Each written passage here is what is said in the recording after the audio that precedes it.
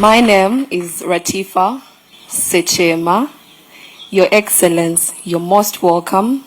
As the young people, the generation they have told you about that is very unstoppable, we are grateful that you've given us this opportunity to come and be with you. I'm not alone, but I'm with a very special, intelligent, brilliant lady that will be introducing herself. My name is Falda Chirabo, and I'm thrilled to be here to share unstoppable ideas with you and the rest of the panelists. Exactly. Unstoppable UG is a campaign that was started by Gen Z Ugandans, that generation that clocks it. Yeah. To you who is watching me on TV right now, the difference between the other Sevo Cafe podcast editions that have been happening and this one is that Sevo himself is in the building. Now, when we dive into what Sevo Cafe is, it is actually a podcast which has given young people the opportunity to share constructive information with our leaders of the National Resistance Movement Party, so that we can be able to talk about what has already been achieved, how we can still protect it, and to nurture it for the future, because we are the leaders of tomorrow. Exactly, that is protecting our gains. We are dreamers, wealth creators, hustlers, very innovative people. We are here to change the game. We are the biggest entrepreneurs that the world will ever have, and above all, we are Ugandans. Your Excellency, back then, we used to say, bye, Museveni. Yeah, now we say, Museveni, clock it. Clock it. On the panelists we have today, the lady you are seeing there is called Atim Olaya, and she is a very brilliant student. Next to her, we have a very big dreamer, Sandra Lian Nabichi, a hustler and a business lady. Your Excellency, the gentleman you are seeing, the king among those queens, is Odokonyero Gerard, a software engineer. Clock it. Yeah. I would request the panelists that we have to clock it together. Then we have Nasazi Shakira, a young entrepreneur. I would love to welcome you all that are watching us for the Sevo Cafe edition that is happening in Rachitura, and Sevo has given us the authority to be in his place and also call him Sevo. And now we go into the serious conversations that have been baffling our minds as young people, so that we can be able to get answers to them. Because in my tribe, they say, Erisorium Kulu, Ewadugala Ewalaba. So, we would love to welcome our panelists. Yes, and the panelists are going to be asking those questions. Sevo, we have gone to different places, and the panelists have been hearing the different ladies and gentlemen, ladies and gentlemen speaking their questions that have been asking. And now this is the time for them to bring those questions to you on behalf of all the unstoppable Gen Zs. Thank you so much. Good evening, Mr. President. I would like to firstly thank you for welcoming us here and hosting us, the Gen Zs, and allowing us to have an educated conversation with you. I would like to start with a question regarding your goals for the economy. Mr. President, you want to do a qualitative leap for the economy from a GDP of 60 billion USD to 500 billion USD by 2040. That's an amazing goal, and I want to know how we, the Gen Zs, can help you make this even more tangible than it is. Well, for the Gen Z and for all the generations in the last 300 years, you need to know that the economy has 4 sectors.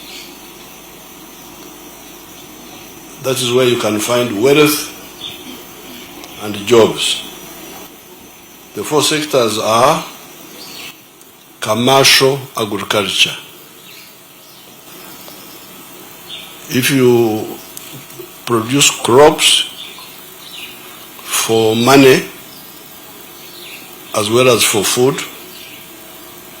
You will create wealth and get money and create jobs. Commercial agriculture is of maybe 3 types. You can have the small scale, the 4 acres model, because I had people asking about it. 4 acres model is for the small scale, the ones with small piece of land.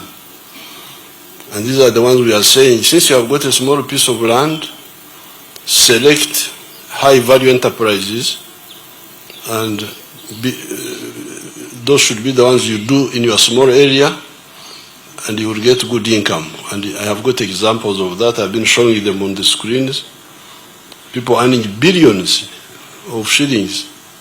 Like if you can have time and visit Joseph Ijara of Serere, of Asangwa, of Kamuli, you'll see people earning billions from 2 acres or 2 acres of land. Then you can have medium large scale agriculture, commercial agriculture, because this is where your people were, Africans were behind, because they were producing, but producing only for consumption, for home consumption, or only working for the stomach, what they call subsistence. This is the one with the campaign. We want everybody to work for the stomach, but also for the pocket. That's why we say commercial agriculture. So small scale commercial agriculture, 4 acres or less, medium scale and large scale. There, because you see the country needs all these products. For the small scale, we have recommended 9 enterprises. We have recommended coffee, fruits, small, what do you call, zero grazing dairy cattle, food crop, piggery, poultry for eggs, fish farming, cocoa, and palm oil. There, even if you have got 1 acre, you will get good money. But then your country needs other crops, needs other products. We need cotton. We need maize. If we don't have cotton, what shall we put on? We need clothes. We need maize, because maize is low value, but needed in all animal feeds, for starch, for industries. We need sugar cane for sugar. We need tobacco, those who want to die from cancer. Those are low value, but needed by the economy. So therefore we need the large scale producers who produce on a large scale, and although they are getting a small per acre, because of scale they get good money. So that is sector 1, which all of you must know, Gen Z or non-Gen Z.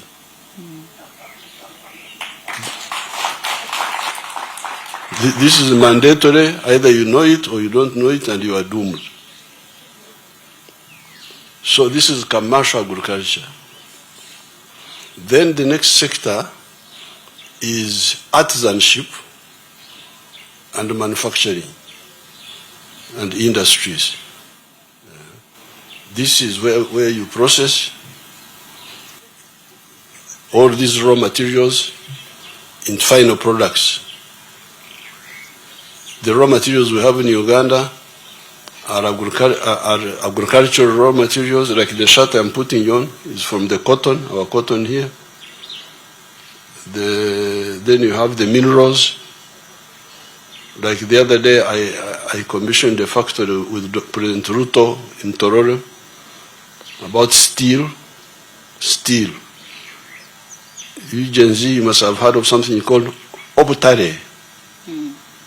Obutare, you have never heard of this. Obutare is iron ore. I was thinking about it. Very good. of Butare is iron ore. That's why you hear of Butare here in Buweju. There's a place called Butare.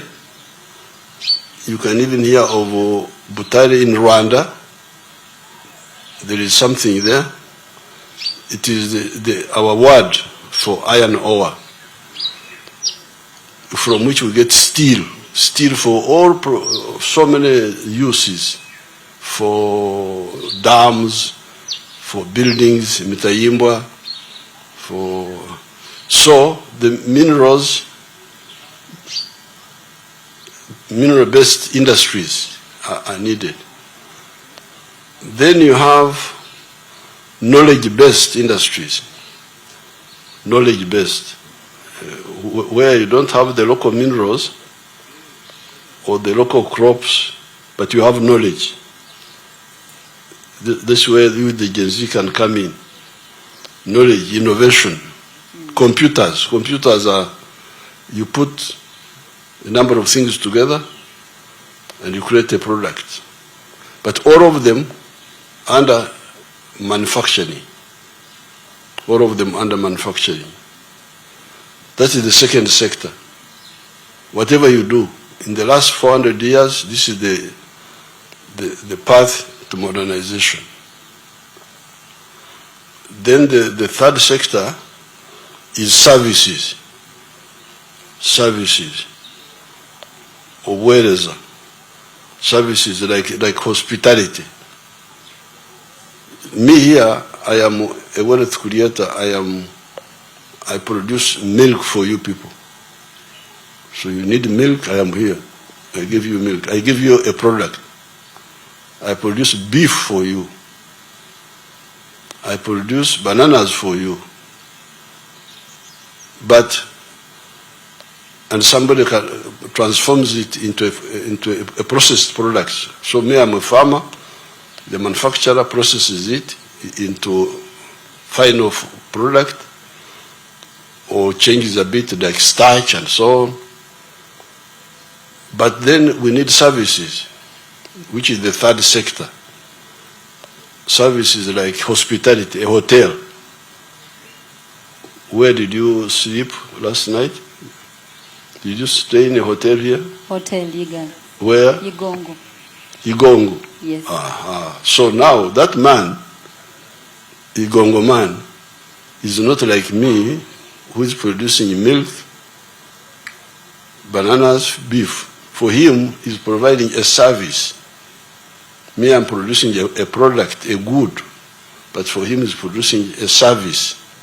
Transport is service. This border is services. Abayimbi, like Bebe Kur and group, they don't produce bananas like me. They just eat, they don't know where the bananas come from. But they provide what I don't do. This is to entertain us. Music, football, sports. Sports is a service. You can also have professional services, medical. If I go for treatment, that's a service. I was going to die, this man brings me back to life. And it's a service. The witchcraft, if you're a witch doctor, you pretend to provide a service. Pastors who preach the gospel, that's a service. So this is the third sector. Now, the fourth sector is also really part of sector 3, but I prefer to separate it. This is ICT. The computers, the what, because they are providing some other new types of service. For instance, this is what they call BPO, businesses processing outsourcing, where I am an accountant here in Mbarara, and I do accountancy work for a company in the USA, and they pay me, I send them the work over the internet, and they pay me. So I prefer to separate ICT a bit to make it a separate sector. But really it is part of the services sector, strictly speaking. So therefore, when you say how can we come in, I don't think there is economy, any sector which is outside these four. I don't think so.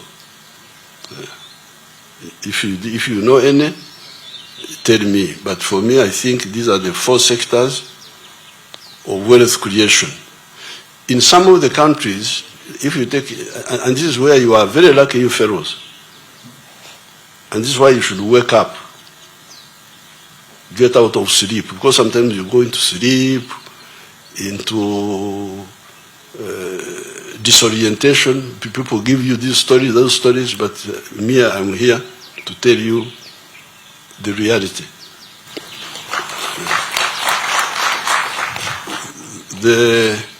Some of the countries are not as lucky as us. If you take Japan, there's no way they can engage in commercial agriculture because they don't have the land. So for them, they don't have. So for them, the only economy they have is the knowledge economy, sharpness of their engineers. So here we have got everything.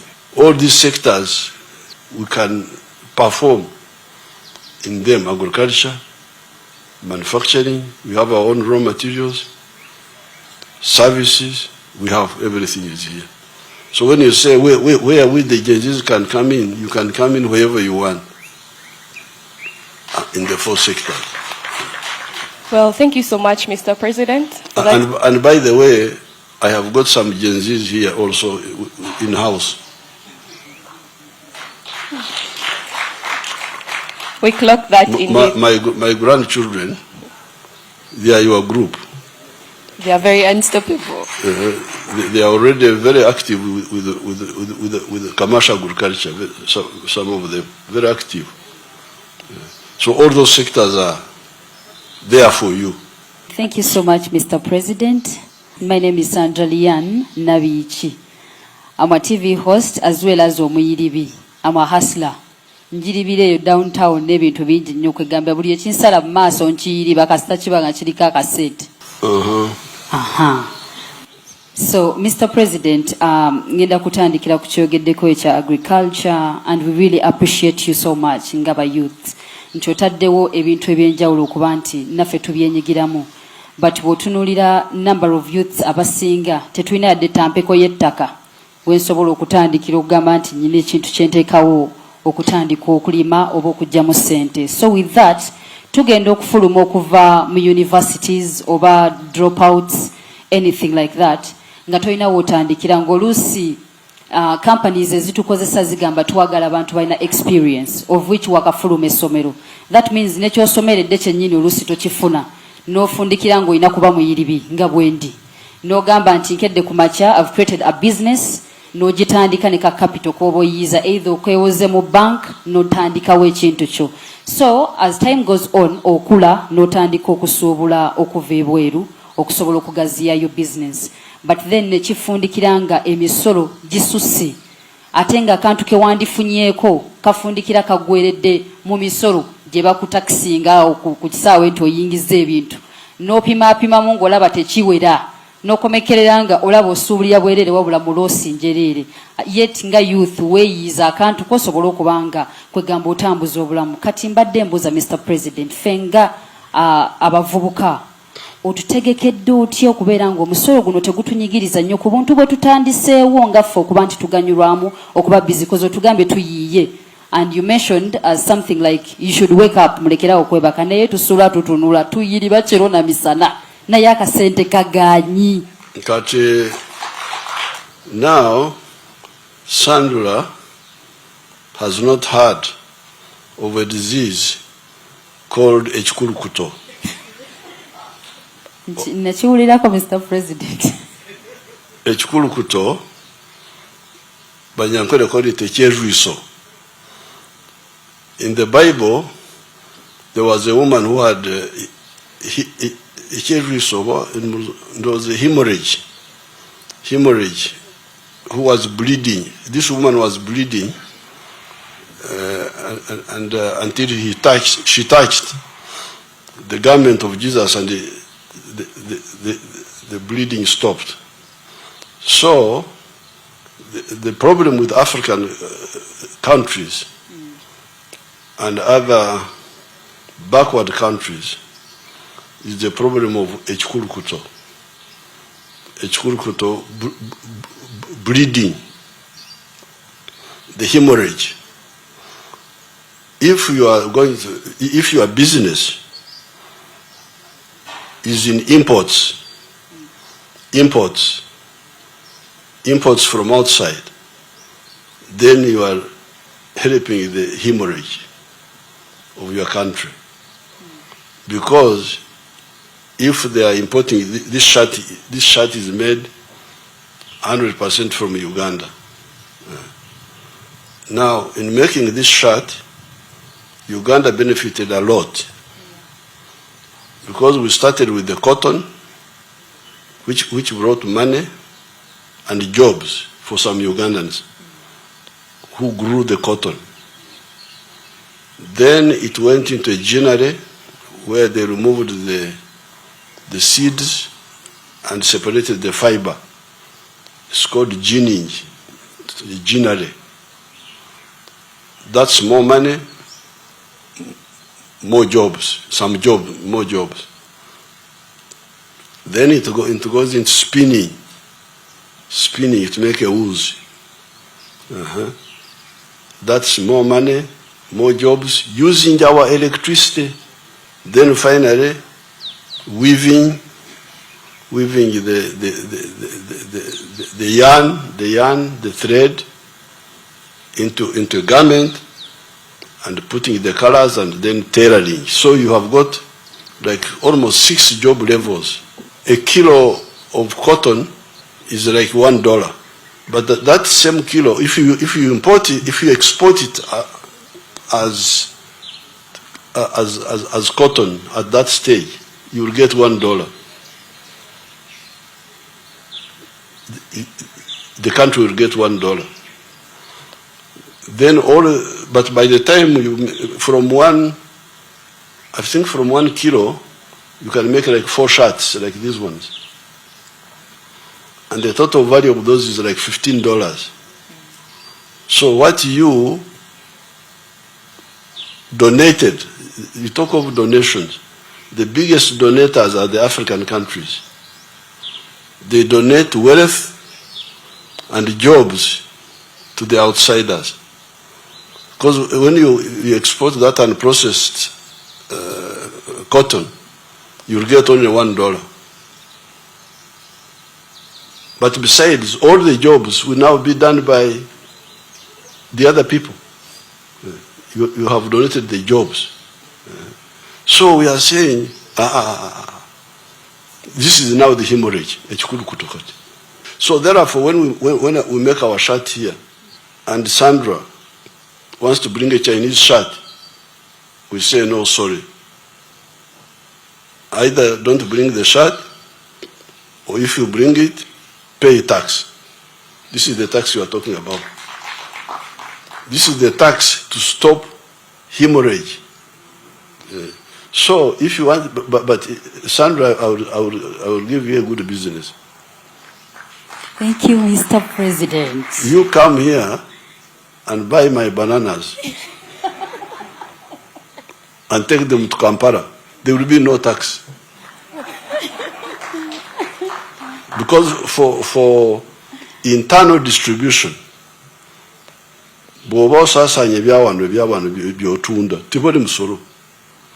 if you buy maize from Chiboga, you buy sim from Achori, there will be no tax. There's no tax on internal distribution. There's no tax even on agriculture. There's no tax. but we tax you, the agent of Echikurukutu. Because your mission is to turn us into a supermarket. We are going to put for a supermarket, Yavarara. And we don't accept that. We say, no, we are not a supermarket here of foreign products. We are a productive society. So that's how you face those are the only taxes, import taxes. They are the ones you are talking about. So you cannot say, Sandra cannot say, munzi sewa nange. Mbade ndaka business kange, kokore sanduko z'abafu, naye kati abantu tebakyafa nnyo, n'olwekyo munzi sewa nange, leka abantu bafe, so that your business of coffins is a bad business. So what's the good business? There are some businesses which should be discouraged if possible. And it is only, in this case, it is only import business. Import, not import. In fact, up to now we are still liberal because we are only taxing imports of consumer goods. Not medicine, not machinery, but consumer and luxury items. These are the ones we tax. So this is in order to okusigaza omusayi gwaffe ekikurukuto okukomya ekikurukuto. This is why our economy is growing. And when you say it will grow by 500 billion, it is because of this. Because remember, instead of one job level for cotton, we have got 6 job levels. And all that money is staying here. Jobs are being created. They are using our electricity. In the sati genyamba de wano, amasanyalaze gaffe gagikola. Eri jojo China, amasanyalaze gaba China gagikola. But then lastly, Mr. President, thank you so much for that. Naye waliwo kyetuwulira nti foreigners are given taxation holidays. Kati nga n'oluusi gwe ky'otunda naye kyatunda n'ofundikira nga gwe oli muloosa ate nga bo bakola. Is that true? Now, very good. Abaana bankoze bulungi bannange. Okundeeta mu bazzukulu mbajyemu oluhumbo nolwazi kyo mu Luganda. Oluhumbo. Tujjeko ekifu ku maaso. Okay, you can use that one also. You can use that one. You see, there is a measurement. There are measurements of economics. One measurement is called GDP, gross domestic product. This is the measurement for all products produced in Uganda, whether by Ugandans or non-Ugandans. Kati mwe mukola ensobi nimugamba nti ekolo ly'omu China. Tumba batuufu. Kasita ekolo libeera wano lya Uganda. Singa Museveni agenze China nazimba y'ekkolero togenda kugamba nti ekkolero lya Uganda. If Museveni builds a factory in China, that factory is not a Ugandan factory. It is a Chinese factory built by a Ugandan. So therefore, all the factories here, all the production here is really ours. Kati mu bantu ababiri waliwo omu China azimbye ekkolero wano. Azimbye twaranga eyazimba ekkolero lya ceramic tiles ze bakozesa mu mayumba amategula oba ki ceramic tiles zino ze bateeka mu mayumba. We were importing those. Can you imagine? This man builds them here. Ate waliwo Sandra akyasaka enviiri z'abafu ebweru. Anti ffe tetulina nviiri, Mr. President, tulina kaweke. Kati ku bantu ababiri omuntu akoledde amatofali wano what do you call those tiles mu lulimi lwaffe? Tiles ze bateeka wansi mu mayumba. Kisigalayo tayiro. Okay. So China has made tiles here. Now Sandra is importing dead people's hair from I don't know where. China. So who is better for Uganda? Who is better for Uganda in terms of ekikulukuto? Remember the hemorrhage. Mm-hmm. Who is the one who is conserving our blood? The Chinese. And who is the one who is facilitating akasente katibaletu akajja mu mwanyi kalina okuddayo okusasulira enviiri z'abafu. This is madness. It is sickness. That's why Africa is... Uganda is strong. That's why people are worried. When you see these people who are talking, these so-called candidates, you can see many of them are working for foreign interests. Because they fear, they can see us that in the city Museveni wa maso. Ndi wano. Ate n'amaanyi munnange. Kubanga sisaka mmere njirina wano.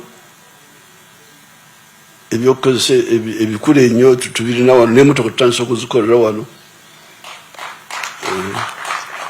So this is the chikulukuto now. Please remember the hemorrhage. Okuswala, to be ashamed, you should be you Gen Z. Nandiyagadde muswale, feel ashamed. The GDP of Africa, the whole of Africa. Africa is 12 times the size of India. You can put India into Africa 12 times, size-wise.